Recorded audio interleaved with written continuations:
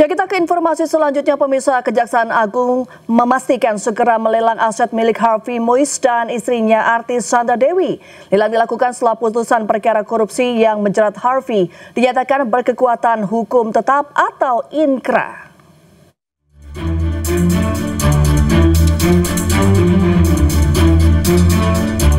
Kejaksaan Agung menyatakan eksekusi aset milik Harvey Moise saat ini memasuki tahap penilaian nilai aset sebelum dilelang. Proses ini dilakukan oleh Badan Pemulihan Aset untuk menentukan nilai kepantasan lelang. Jika nilai aset yang dilelang belum memenuhi kewajiban pengganti kerugian negara sebesar 420 miliar rupiah, maka Kejaksaan akan melakukan penagihan tambahan dan penyitaan lanjutan. Sejumlah aset yang teridentifikasi berasal dari dana Harvey Moise dan terikat dengan nama Sandra Dewi juga dapat dieksekusi apabila terbukti berasal dari hasil tindak pidana. Perkara Harvey Moise ini kan sudah inkrah dan sempat ada ajukan keberatan dari istrinya Sandra Dewi, namun kemudian bersangkutan mencabut. Yang jelas dari beberapa aset yang dimiliki Harvey Moise ataupun yang sebelumnya atas nama istrinya juga, di mana penyidik mengetahui ada sebagian bahwa itu dari hartanya Harvey Moise, kemudian dilakukan penyitaan dan dirampas untuk negara, diperuntukkan untuk pengembalian kerugian negara. Lelang ini merupakan bagian dari upaya penegakan hukum untuk memulihkan kerugian negara dan menjamin aset hasil tindak pidana dikembalikan kepada negara. Dari Jakarta, Jessica Winoto, Aris Setiawan, iNews melaporkan. Ya, Satgas Penertiban Kawasan Hutan melakukan penindakan di area tambang milik PT Bumi Morowali Utama di Morowali, Sulawesi Tengah. Satgas memasang pelang penguasaan negara setelah menemukan bukaan tambang tanpa izin.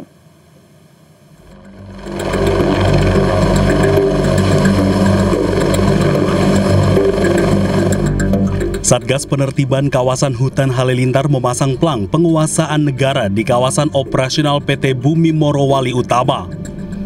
Tindakan ini diambil setelah ditemukan bukaan lahan tanpa izin pemanfaatan kawasan hutan. Hasil verifikasi Satgas mencatat total 62,15 hektar yang dilakukan tanpa izin. Terdiri dari 46,3 hektar di dalam WIUP dan 15,94 hektar di luar WIUP PT BMU. Aktivitas tersebut potensi denda yang dapat dikenakan diperkirakan mencapai 2,3 triliun rupiah.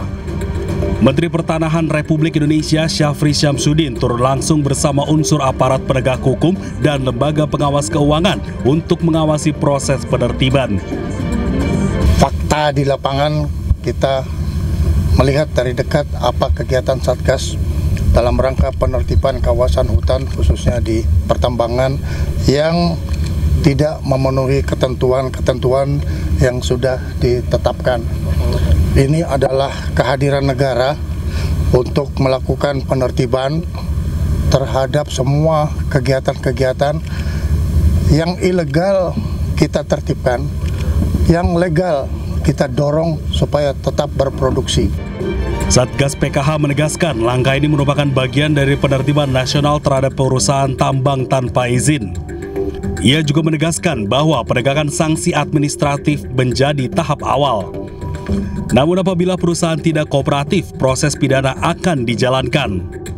Dan ke depan dalam proses sekarang kita akan melakukan penguasaan sebanyak 24 perusahaan tambang, di mana ini tersebar di 3 provinsi dan 7 kabupaten, dengan total yang akan kita kuasai seluas 2.328,71 hektar. Upaya ini merupakan bagian dari komitmen Satgas PKH untuk menertibkan perusahaan yang beroperasi tanpa izin dan mengambil kawasan hutan secara ilegal. Dari Morowali, Sulawesi Tengah, Jessica Winoto, Aris Setiawan, iNews melaporkan. Presiden Prabowo Subianto menyatakan akan ambil alih tanggung jawab pembayaran utang kereta cepat Jakarta-Bandung Wush. iNews Prime segera kembali usai jeda.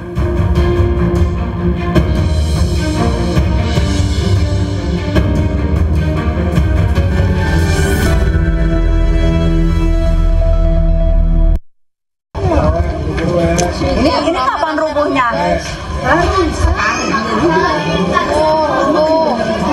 Roboh rumahnya, aspalnya roboh semua, longsor. 3 rumah di Jalan Sumur Jambu 2B, Kelurahan Makassar, Kecamatan Makassar, Jakarta Timur mengalami rusak berat akibat longsor pada saluran air. Beberapa dinding rumah warga retak hingga pagar rumah roboh. Selain itu, 2 rumah warga lainnya juga ikut terdampak kerusakan. Peristiwa ini terjadi saat warga tengah melakukan pembongkaran pagar rumah untuk revitalisasi saluran air. Perbaikan saluran air dilakukan karena terjadi kemiringan pada aspal jalan.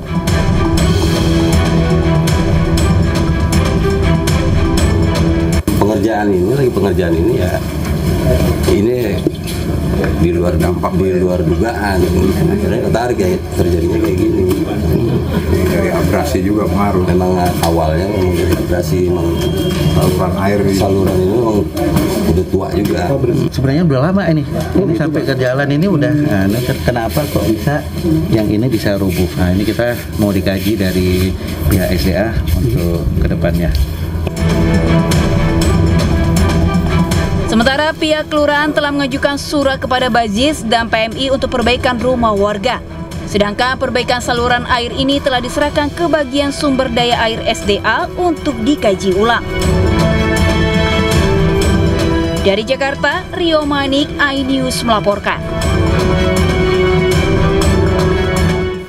Pemirsa, 6 mahasiswa KKN UIN Wali Songo Semarang hanyut saat bermain di sungai di Kendal, Jawa Tengah. 3 ditemukan tewas, sementara 3 lainnya dalam pencarian. Yang menurut saksi mata sebelumnya pada Selasa sore, 15 mahasiswa KKN UIN Wali Songo Semarang sedang asik bermain air di Sungai Ringin, Desa Getas.